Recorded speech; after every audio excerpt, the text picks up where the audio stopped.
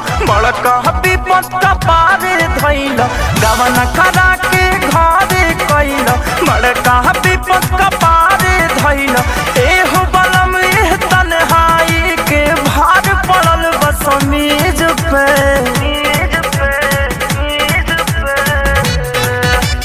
बर्फ के पानी रगड़त बानी बर्फ के पानी रगड़त बानी राजा हो अपना चीज पे बर्फ के पानी रगड़त बानी राजा हो अपना चीज पे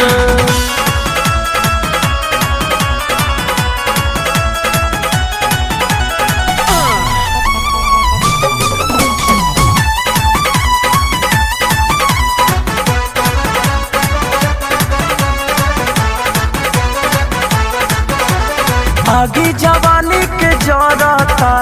दोनों गोदाम हमार बढ़ता कहिया ले आई बाई राजा मिले के मन बड़ा करता आगे जवानी के जरता दोनों गोदाम हमार बढ़ता कहिया ले आई बाई राजा मिले के मन बड़ा करता सोच सोच पछतात बानी रहेनी हथवा मीज के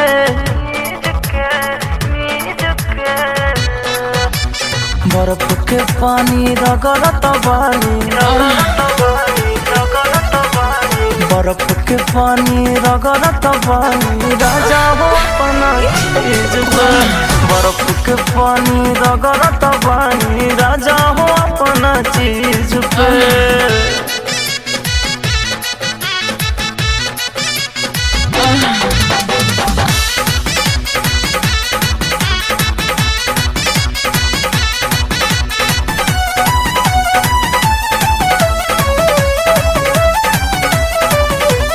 भैले सोनू तो पाती हो करिहे उ बड़हन घाती हो भेके कपड़वा पानी से कहिया ले हो पर साटी हो हाँ हाँ भैले सोनू तो पाती हो सौसे सधा जइहे थाती हो भेके कपड़वा पानी से कहिया ले ओह पर साटी हो गईलो विदेश समरिया बोला न कवना जीत पे बर्फ के पानी रगड़त बानी बर्फ के पानी रगड़त बानी राजा हो अपना चीज पे